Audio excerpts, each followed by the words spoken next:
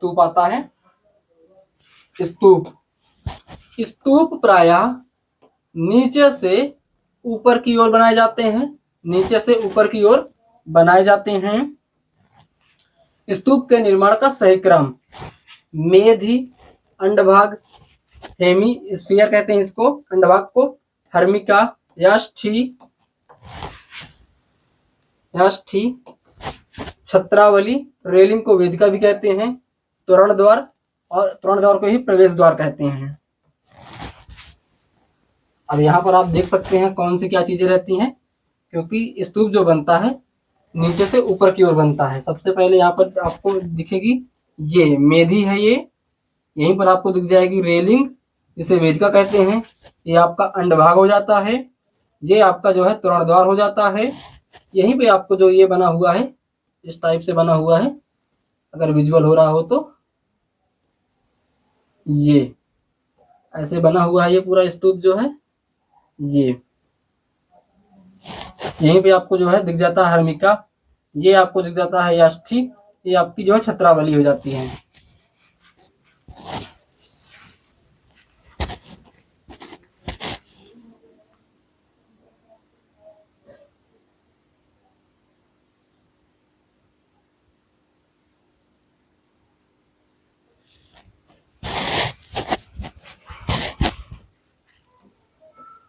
इसके बाद देखिएगा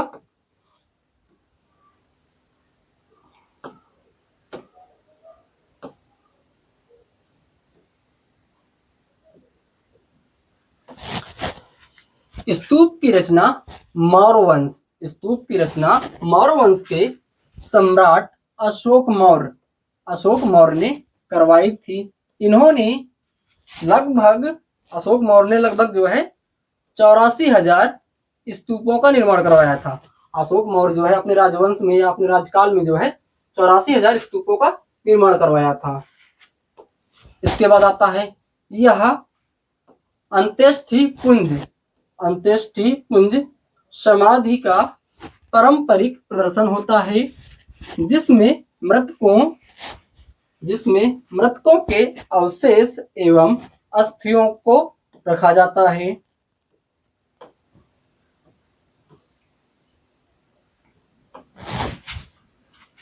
स्तूप प्रायः नीचे से ऊपर की ओर बनाए जाते हैं, नीचे से ऊपर की ओर बनाए जाते हैं।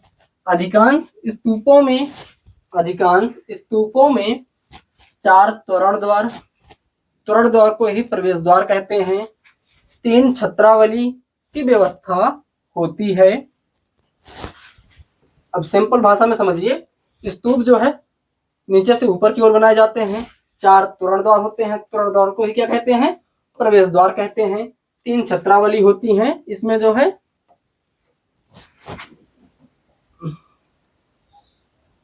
अब यहां पर देखिए छत्रावली में मुख्यतः लकड़ी का प्रयोग किया जाता है, ये पॉइंट बहुत इंपॉर्टेंट है, लकड़ी का प्रयोग किया जाता है। वैदिक परंपरा से प्रेरित स्तूपों को बौद्धों द्वारा लोकप्रिय बनाया गया था, बौद्धों द्वारा जो है लोकप्रिय बनाया गया था। बुद्ध की मृत्यु के बाद स्तूप बनाए गए थे, जिसमें से मुख्यतः 8 स्तूपों में बुद्ध की अस्थियों का प्रयोग हुआ है, तथा 9वें स्तूप में उस पात्र को रखा गया है जिसमें बुद्ध की अस्थियां थी। 8 स्तूप जो है बुद्ध की हड्डियों उसमें बनाए गए थे। उसके बाद जो 9वां स्तूप था उसमें जो है उस पात्र को रख दिया गया था। यहाँ पर आप देख सकते हैं बुद्ध की अस्थियों पर बने 8 स्तूप, 9वां स्तूप उसी जो चीजें थी उसी में रख दी गई थी। अब यहाँ पर देख सकते हैं 9 स्तूप कौन कौन से हैं। राजगृह में एक बनता है, राजगृह, वैशाली, कपिलवस्तु, अलकप, रामग्राम, वेथिपीड़ा, पावा, कुशीनगर, पीपलीवन। ये सभी स्तूप रहते हैं बुद्ध से संबंधित। इसके बाद देखिए उत्तर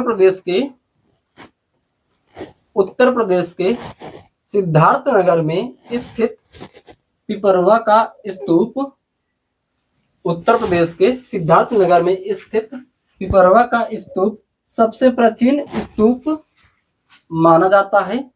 पिपरवा का स्तूप जो है सबसे प्राचीन स्तूप है। ये अशोक के पहले का स्तूप रहता है, यहाँ पर लिखा भी है यह अशोक के पहले का स्तूप है। मध्य प्रदेश में स्थित सांची का स्तूप, मध्य प्रदेश में स्थित सांची का स्तूप सबसे सर्वश्रेष्ठ स्तूप माना जाता है। मध्य प्रदेश में स्थित सांची का स्तूप जो है सर्वश्रेष्ठ स्तूप है। बोरोबुदुर का स्तूप जावा इंडोनेशिया में है, जो विश्व का सबसे बड़ा स्तूप माना जाता है। ये सभी पॉइंट आपके बहुत इंपॉर्टेंट हैं, ये सब आपके पेपर में पूछे जाने वाले पॉइंट हैं, ये सभी बहुत इंपॉर्टेंट हैं। अब इसके बाद देखिए स्तूप के प्रकार कौन कौन से होते हैं। स्तूप 4 प्रकार के होते हैं। स्तूप जो है 4 प्रकार के होते हैं। शारीरिक स्तूप, इसमें क्या होता है अस्थियों पर बने स्तूप होते हैं। जो शारीरिक स्तूप होते हैं अस्थियों पर बने स्तूप होते हैं। पारिभौगिक, इसमें क्या होता है बुद्ध के द्वारा उपयोग में लाई गई वस्तुओं पर बने स्तूप। उद्देशिक स्तूप, बौद्ध धर्म के प्रचार प्रसार के लिए बने स्तूप, बौद्ध धर्म के प्रचार प्रसार के लिए बने स्तूप। इसके बाद आता है संकल्पित स्तूप, इसमें क्या होता है बौद्ध तीर्थ स्थानों पर बने स्तूप या निश्चित संकल्पना के लिए बने स्तूप। ये सारी चीजें हो गई आपकी। अब यहाँ पर आता है स्तंभ। स्तंभ बनने का सही क्रम क्या रहता है वो सारी चीजें जानेंगे। सबसे पहले क्या होता है शीर्ष, कैपिटल, चौकी, कंठा, बैठकी, मेखला, लाट, ये चीजें होती हैं। अब यहाँ पर आप देख सकते हैं सबसे पहले क्या क्या चीजें होती हैं। शीर्ष आपका यहाँ पे होता है, चौकी आपकी ये रहती है, चौकी हो जाती है। ये आपका जो है ये नीचे का पार्ट जो है कंठा हो जाता है। ये जो कमल के आकार का बना हुआ है ये बैठकी हो जाती है। इसी के नीचे ये आकार जो दिख रहा है मेखला हो जाता है, ये आपका लाट हो जाता है। और ये सबको मिला करके जो है ये अभेकस, इसे परगाहा कहते हैं। अभी जब आप मौर्य काल पढ़ेंगे वहां पर इसकी सारी डिटेल्स आपको पढ़ने को मिल जाएगी। अब आता है यहाँ पर देखिए स्मिथ व चार्ल्स फैब्री ने इन स्तंभों को ईरानी प्रभाव से युक्त माना है। ये बहुत इंपॉर्टेंट है, ये आपका पॉइंट बहुत इंपॉर्टेंट है। स्मिथ व चार्ल्स फैब्री ने इन स्तंभों को किससे प्रभावित माना है ईरानी प्रभाव से युक्त माना है। अशोक के शासन काल के दौरान स्तंभों पर लेख जो है राजकीय प्रतीक के रूप में महत्वपूर्ण थे। ये भी पॉइंट आपका बहुत इंपॉर्टेंट है। अशोक ने राजकीय उपदेशों का प्रचार करने के लिए भी स्तंभों का प्रयोग किया था।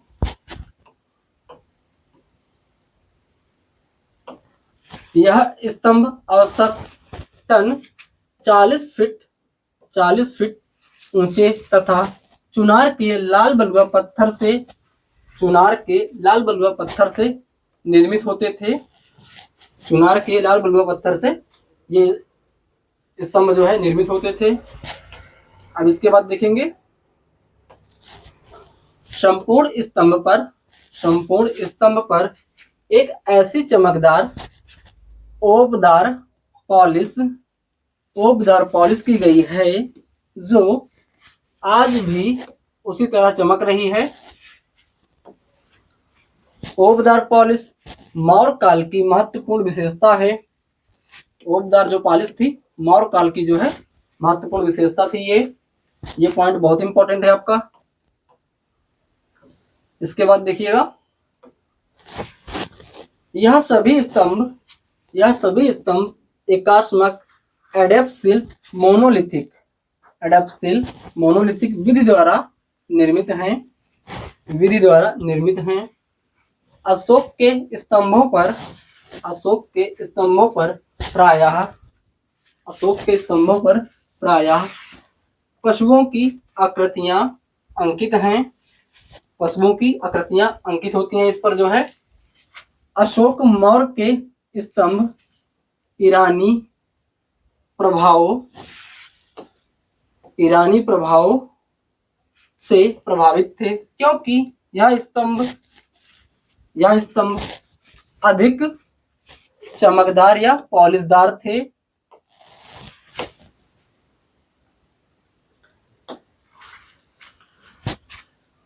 चार विभिन्न पशु सारनाथ शीर्ष स्तंभ में बने हैं, जो समय की गति को प्रस्तुत करते हैं। यह भी आपका पॉइंट आया हुआ पेपर में। चार विभिन्न पशु जो सारनाथ शीर्ष स्तंभ में बने हैं, समय की गति का जो है प्रस्तुत करते हैं। इसके बाद आता है मूर्ति बनाने का विधान आता है।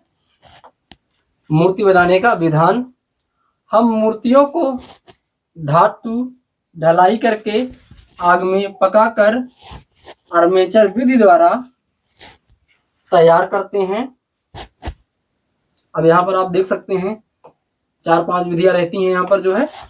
सबसे पहले आपकी आती है कौन सी, लास्ट वैक्स प्रोसेस विधि, लुप्त मोम ढलाई विधि, सिरे परद्युम विधि, मधुचिष्ट विधि, धातु कास्टिंग विधि। अब यहाँ पर देखिए ढलाई विधि क्या रहती है, इसमें सारी डिटेल्स लिखी हुई है।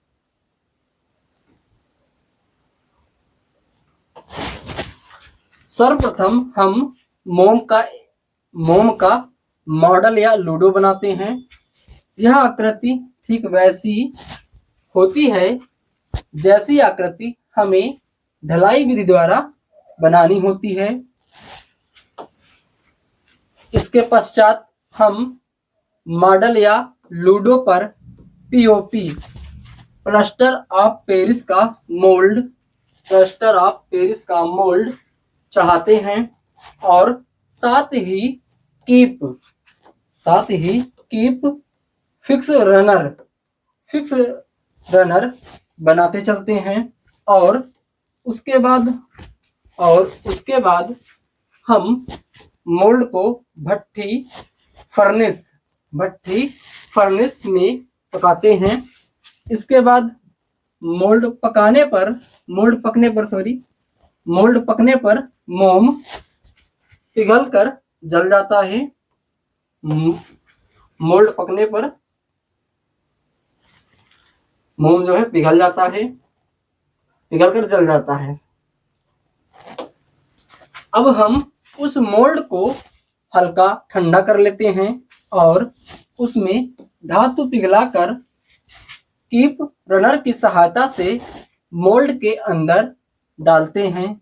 अब हम अपनी संपूर्ण जमी हुई धातु की मूर्ति के मोल्ड को तोड़कर बाहर निकालते हैं। यदि मूर्ति में बर कांटा रह गया हो तो उसे रेगमाल सैंडस्टोन की सहायता से साफ कर लेते हैं। और अंत में मूर्ति पर पतीना रासायनिक प्रक्रिया, पतीना जो होती है एक रासायनिक प्रक्रिया, ओप ग्लेजिंग रंग चढ़ाते हैं। पिछली बार यहाँ से क्वेश्चन आया था कि पतीना क्या है। पतीना एक रासायनिक प्रक्रिया है। यहाँ से क्वेश्चन पीजीटी में पूछा गया था। इसके पहले भी आपका नेट वगैरह में पेपर में आया हुआ है। अब इसकी जो विधियां देख लीजिए। लूडो या मॉडल बनाते हैं, सर्वप्रथम जो है यह किसका होता है, मोम का पुतला का होता है। इसके बाद जो है मेकअप मोल्ड, पीओपी का मोल्ड बनाना। फिक्स रनर, कीप लगाना, फायरिंग ऑफ मोल्ड, इसी को बर्न आउट कहते हैं, मोल्ड को पकाते हैं फिर पकाना,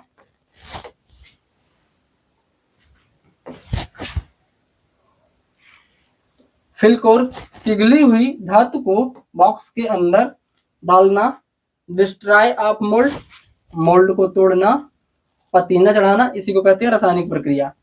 यहाँ से क्वेश्चन आपका हर बार आता है, यहाँ से जो है आपका नेट वगैरह में हर बार क्वेश्चन आता है। मूर्ति बनाने की विधि पूछ लेता है, कोई भी पूछ सकता है इनमें से।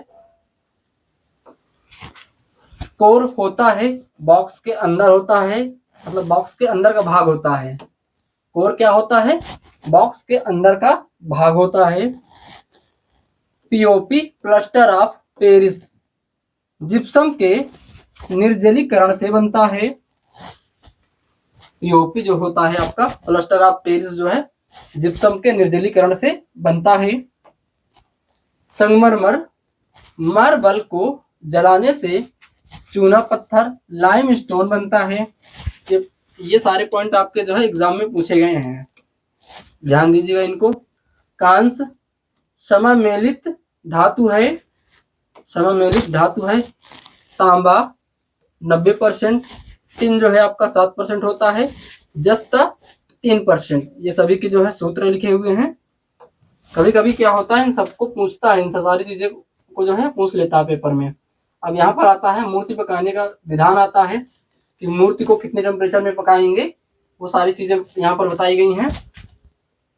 मूर्ति पकाने की दो विधियां हैं, मूर्ति पकाने की दो विधियां हैं।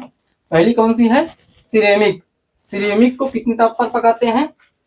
1400 डिग्री सेल्सियस से 1600 डिग्री सेल्सियस तापमान पर पकाते हैं। टेराकोटा को 600 से लेकर 1000 डिग्री सेल्सियस तापमान पर पकाते हैं। अब यहाँ पर आता है सिरेमिक विधि। सिरेमिक विधि को जो है बिस्किट फायरिंग भी कहते हैं। सिरेमिक का मतलब अग्नि में पकाया गया मिट्टी का पात्र है,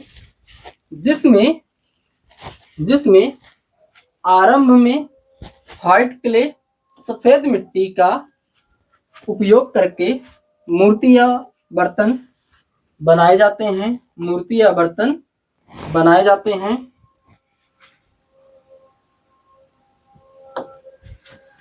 इसके पश्चात इसे भट्टी में 1400 डिग्री सेल्सियस से लेकर 1600 डिग्री सेल्सियस तापमान पर पकाया जाता है।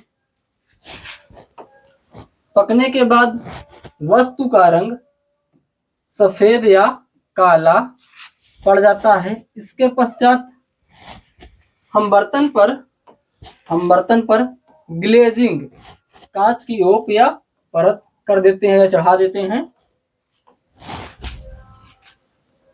अब यहाँ पर उससे संबंधित कुछ पॉइंट हैं। सिरेमिक को बिस्किट फायरिंग भी कहा जाता है, बिस्किट फायरिंग भी कहा जाता है। सिरेमिक के लिए खुर्जा प्रसिद्ध है। चीनी मिट्टी का बर्तन बुलंदशहर प्रसिद्ध है। चीनी मिट्टी का बर्तन के लिए जो है बुलंदशहर प्रसिद्ध है। ब्लू पॉटरी, नीली पॉटरी के लिए जयपुर प्रसिद्ध है। ब्लैक पॉटरी निजामाबाद, आजमगढ़ उत्तर प्रदेश में रहता है आपका। इम्फोरा पॉटरी कहाँ की है? ग्रीस की है। ये सभी पॉइंट आपके बहुत इंपॉर्टेंट हैं, सभी पेपर में पूछे गए हैं किसी न किसी पेपर में। ये जरूर नोट डाउन, जो भी चीज आप यहाँ पर पढ़ रहे हैं उसे नोट डाउन जरूर करना। ये मत सोचना कि हमने क्लास कर लिया, हमें समझ में आ गया है। प्रॉपर तरीके से नोट्स बनाना, फिर सारी चीजों का शॉर्ट नोट्स बनवा देंगे। जैसे गुप्त काल के हो गए, मौर्य काल के हो गए, इसके बाद जो है चंदेल हो गया, पल्लव हो गया, इन सब के जो है शॉर्ट नोट्स भी बनवा देंगे, ताकि अच्छे से कम टाइम में ज्यादा चीजें रिवाइज कर सकें आप लोग। ठीक है, ये सारी चीजें हो गई हैं। इसके बाद टेराकोटा आता है। टेराकोटा में क्या चीजें होती हैं देखिए। इसका मतलब भी आग में पकाया गया मिट्टी का बर्तन होता है। आग में पकाया गया मिट्टी का बर्तन होता है। यह बर्तन दोमट या जलोढ़ मिट्टी की सहायता से बनाए जाते हैं। तत्पश्चात इन्हें भट्ठी में 600 डिग्री सेल्सियस से लेकर 1000 डिग्री सेल्सियस तापमान पर पकाया जाता है। पकाने के बाद यह लाल या काला प्रभाव देता है। इसमें क्या होता है, इसमें ग्लेजिंग नहीं की जाती है। टेराकोटा में जो है ग्लेजिंग आपकी नहीं की जाती है। सिरेमिक में हम ग्लेजिंग कर सकते हैं।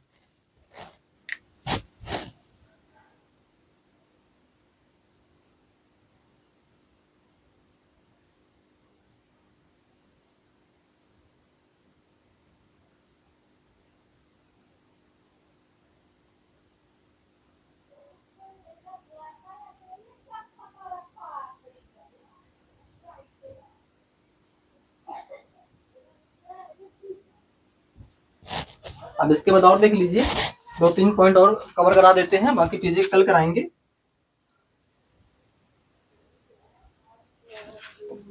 भारत में टेराकोटा के लिए प्रसिद्ध कौन सी जगह है? बस्तर, पहाड़पुर। भारत में टेराकोटा के लिए प्रसिद्ध कौन सा स्थान है? बस्तर, पहाड़पुर। उत्तर प्रदेश में टेराकोटा के लिए प्रसिद्ध है कौन सी जगह? गोरखपुर। टेराकोटा आर्मी का संबंध कहां से है? चीन से है। टेराकोटा आर्मी का संबंध चीन से है। प्रथम टेराकोटा मंदिर कहां पे है? भीतरगांव का मंदिर रहता है, जो कानपुर देहात में रहता है। इसके बाद देखेंगे, सर्वाधिक टेराकोटा मंदिर विष्णुपुर, पश्चिम बंगाल में है।